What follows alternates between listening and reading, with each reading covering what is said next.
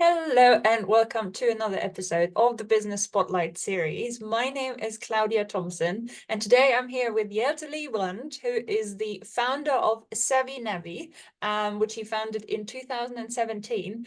And it's basically like Google Maps for boats. So it's got That is correct. charts, weather, tides, and everything you need in one place. So welcome to the show, Jelte. Thank you for being here. And Thank you very much. you start us off and tell us a bit more about who you are and what it is you do. So my name is Jelte. I'm the founder of Navvy, the Google Maps for boats. About 7 years ago, I've actually a little bit longer than that. I found myself in the middle of the Pacific on a 70-foot racing yacht, which was heeling over at 45-degree angles, slamming through 3-meter high waves, while I was down below trying to plot a course from San Francisco to Panama.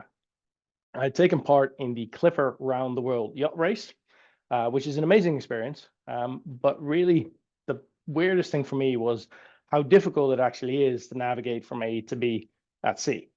I've always sailed as a kid, growing up in the Netherlands, but doing an offshore race is a little bit different. Sailing on a lake in the Netherlands is pretty straightforward. You don't do that much of navigation. You can see where you're going.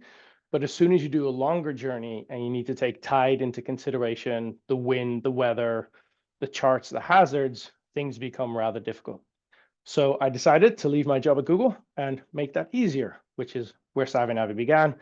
It is like Google Maps for boats. If you want to get from A to B, we help you do that within milliseconds. We work out the tide for you, the weather, when you need to tack, whether or not you can sail or have to use your engine, all of that in one easy to use app. So that's the 3-minute rundown of what we do. Yeah, fantastic. So proper adventurer. And then Yes, more at the laptop now than at the a start of the laptop business. adventurer now. So yeah, you've been going since 2017. And what would you say has been your secret? What's your secret to growth? The secret to growth. I think having the right team, to be honest. Obviously, I started myself, but really quickly got together with my co-founder Kevin, and gradually over the years, as we did some more funding, we hired more people, and from day one, we made sure that we were a remote first team before COVID made that popular, which allowed us to hire more freely rather than being pinpointed to one location. We could hire basically anybody we wanted. And that helped get the right team in place. Obviously, it has different downsides. If you're together in a team, the social element is easier rather than remote. So we do have offsites where we go together and have a bit of social fun. But getting the right team in place in order to be nimble and fast and agile is really where growth comes from. I think it's the biggest advantage you have as a startup. It's speed. It's the ability to really quickly adapt and learn from your customers and say, okay, well, if this isn't working, what is and how can we change that quickly? And you touched on your team there. What would you say have been your biggest learning as an employer? Um, Biggest learning. I think predominantly because we're a remote team, there's a lot of things that now you can do that 10 years ago would have been much, much harder, like even this call right now. And all the tooling around setting up a business and everything that comes with it. I think the thing that is still difficult, especially when you're remote, is laws, like employment laws. Every country is different. So benefit packages are different, healthcare systems are different. So dealing with that across the board, across different countries, has been a steep and slightly annoying learning curve. And we love those annoying learning curves as business owners.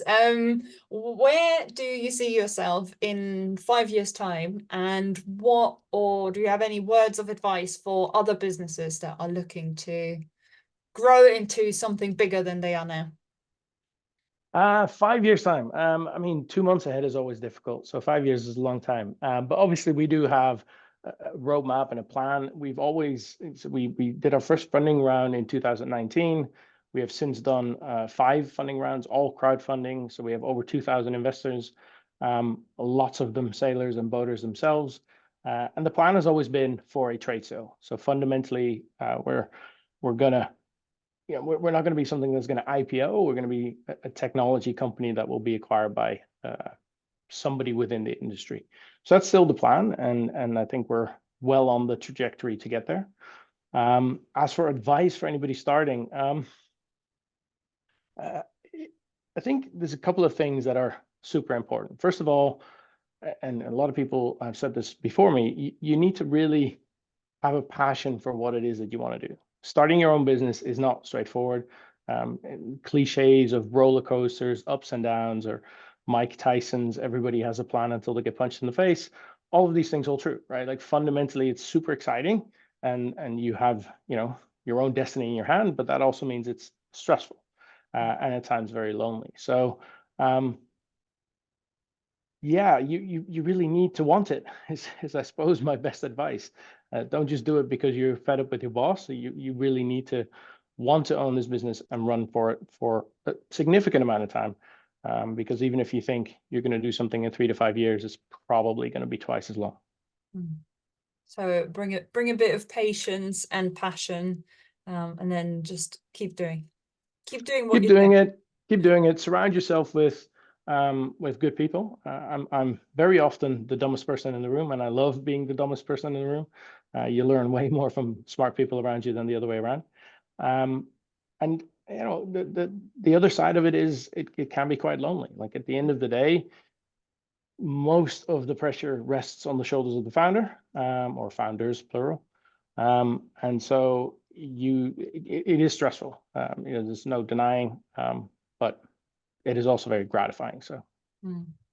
Yeah, and you mentioned stress there, and one issue that the most business owners that I speak to have is the balance between their personal life and their life as a business owner. yeah, How do you, I mean, you've got a 12-week-old puppy, and you're married, so how do you balance the two?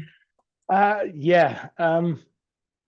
It's a bit odd because when I first started, part of the trigger for me to leave Google and start Savvy was my family. It was the fact that I was commuting to London 2 hours door to door, 4 hours a day on the train, and I didn't see my then 1 year old boy. When I left in the morning, he was still asleep. When I got back, he was back in bed. And then when I started Savvy, that all changed because now I could have my own office. I could make sure that he got to school in the morning, etc. So in a way, it actually helped because you're more flexible with your own time. Mm. That said, if you ask my wife, she might give you a different answer. Like there is no off, right? You're constantly on. So it's a very delicate balance, and you do need to try and switch off, or at the very least, give yourself time to do things outside of work, even if it's maybe always running in the background. Um, and it's difficult. Like there's no denying. If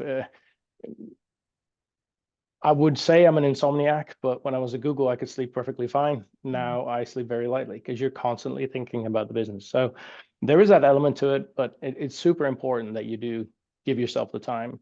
Mental health is something it gets a lot more focus nowadays, which is good. But I think in certain places, it's still not something that is generally talked about. Being your own business owner is one of those examples. It's not as easy to talk publicly about any problems you might have because you're the face of the business. And you need to find a way to be able to deal with that. Mm. Is there anything you would do differently if you had to start again from square one? Um, oh, so many things. I think, as I said before, I think as a startup, one of the things that is your biggest advantage is speed, right? You can move fast, you're agile, you're nimble, and you can adapt quickly, and that's great. Which is why a lot of people, test a lot and experiment framework. There's all this talk about how you should run things.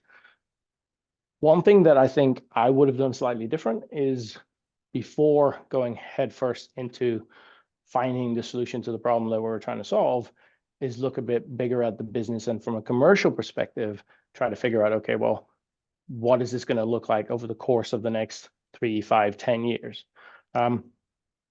As luck would have it, we have worked our way and pivoted into the right direction, and this is working really well for us. But a lot of that was find out as you go along.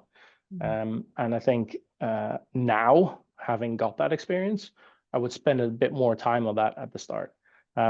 It's a bit of a hindsight question though, because I think the first time you do something like this, you're not going to know what to look out for, right? So hindsight is a wonderful thing. Yeah. Yeah. So you would start with the end in mind if you had to start again. Start with the end in mind, and I mean, a 5-year plan or a 10-year plan. In fact, I had it on one of my pitch decks, and I used to call it my bullshit slide because 2 months down the line is difficult, but you do need to understand where you're trying to get to and whether or not that is even feasible, or if something needs to change, and work back to today. Like if that's where you want to go, then what does that mean over the course of 5 years? What does that mean for financing? How many funding rounds do you need, if any? And so having that bigger picture and being able to change that picture, obviously, every quarter, 6 months, whatever you want to do, fine, but at least have that a little bit more mapped out would have probably helped us. Absolutely. And what, as the last question, what do you think are some common misconceptions that people have about running a business? It's gotten very popular, hasn't it? I think a lot of people, to be a founder, it's all glamorous and it's amazing, and the reality is very different. Like as we just said, like the reality is very stressful, and you live one day after the next to find the next problem that you got to solve. So it's not as glamorous as I think LinkedIn tries to make it. And part of that is social feeds, etc. Like everybody's always amazing, and you're only going to post the things that are great about the business or whatever. So I think there's a slight skew towards, wow, wouldn't it be great if I did that, or I want to do that, whatever. And it's kind of nice because it means that some people maybe start a journey that they otherwise wouldn't have done. But it's also a bit scary because people might be starting a journey not realizing quite what is involved in doing so. And as I said, I don't think it's for everyone. I think it's a specific, almost masochistic person that likes to go headfirst into something like this. So yeah, I think there's somewhat of a misconception as to what it is really like. Fantastic. That wraps up our interview today. How can people get in touch with you, or how can they find out more about Savvy Navvy? Savvy Navvy, Google it, or savvy-navvy.com. I'm on LinkedIn, as we just said. So if you want to see all the glamour stories, go to LinkedIn. My name is Jelte Liebrand. There's not many of those around, so it should be pretty straightforward to find out. And yeah, do get in touch if you got any questions, if there's anything I could do to help. Part of my journey was greatly helped by my network and by the ex-Google network and people paying it forward. So more than happy to do so. If anybody wants to chat, has an idea, and wants to ping it off me, by all means, reach out. Fantastic. Thank you for that offer. It was an absolute pleasure to have you. Thank you so much. Thank you for having me.